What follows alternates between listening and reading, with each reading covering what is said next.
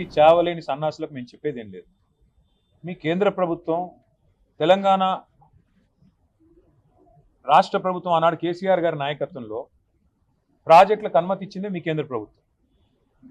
7 ప్రాజెక్టులకు అనుమతి ఇచ్చిన తర్వాత, ఆ రోజు మేము కష్టపడి అనుమతులు సాధించిన తర్వాత, ఇవాళ అనుమతులు రద్దు చేయాలని చెప్పి ఆంధ్రప్రదేశ్ ప్రభుత్వం పట్టుబడితే జిఆర్ఎంబి ఎజెండాలో పెట్టారు. మేము ఏమంటున్నాం? అయితే మీకు రేషం ఉంటే, పౌరుషం ఉంటే ఆ మీటింగ్ బాయ్కాట్ చేయండి. అది తెలంగాణ ప్రభుత్వాన్ని డిమాండ్ చేస్తున్నాం.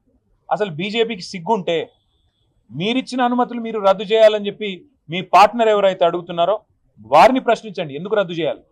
అసలు కేంద్ర ప్రభుత్వమే అనుమతి ఇచ్చి మళ్ళీ కేంద్ర ప్రభుత్వం ఆధీనంలో ఉండే జిఆర్ఎంబి రద్దు చేయాలని చెప్పి ఎజెండాలో పెడుతుంటే సిగ్గు లేకుండా మాట్లాడడానికి బీజేపీ వాళ్ళకి మరి ఏ రకంగా మనసు వస్తుందో, ఏ రకంగా నోరొస్తుందో నాకైతే అర్థం కావట్లేదు.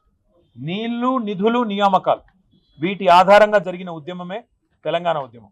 ఇవాళ అలాంటి ఉద్యమంలో మేము రాష్ట్రాన్ని సాధించడమే కాకుండా బ్రహ్మాండంగా రాష్ట్రం సాధించిన తర్వాత ఒక్కొక్క నీటి బొట్టును ఒడిసిపట్టి తెలంగాణ బీడు భూములకు మలిపే ప్రయత్నం చేశాం.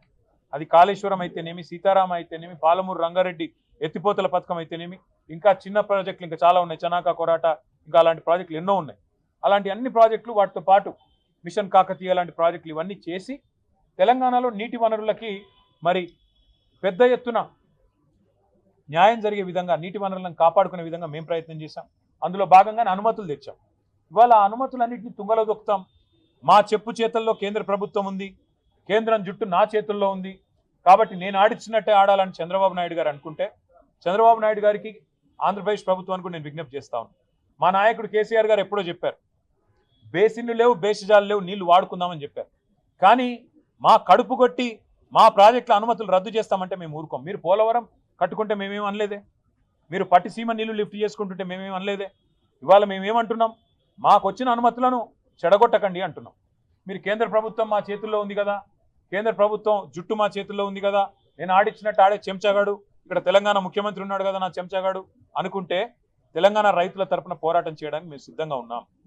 జలసౌధలో కనుక జరిగే మీటింగ్ని రాష్ట్ర ప్రభుత్వం, తెలంగాణ ప్రభుత్వం స్పష్టమైన నిర్ణయం తీసుకొని బాయ్కాట్ చేయకపోతే, ఎజెండా మార్చి వాటిని ఈ 7 అంశాలను, ఈ 7 ప్రాజెక్టుల అనుమతులు రద్దు చేసే అంశాన్ని తొలగించకపోతే తెలంగాణలో తప్పకుండా జల ఉద్యమం నిర్మాణం చేస్తామని మేము చెప్పాము.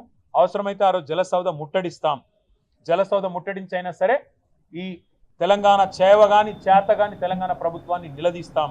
తెలంగాణ రైతుల తరఫున బీఆర్ఎస్ పార్టీ ముందుండి పోరాటం చేస్తుంది, వదిలిపెట్టదనే మాట మీకు తెలియజేస్తాం.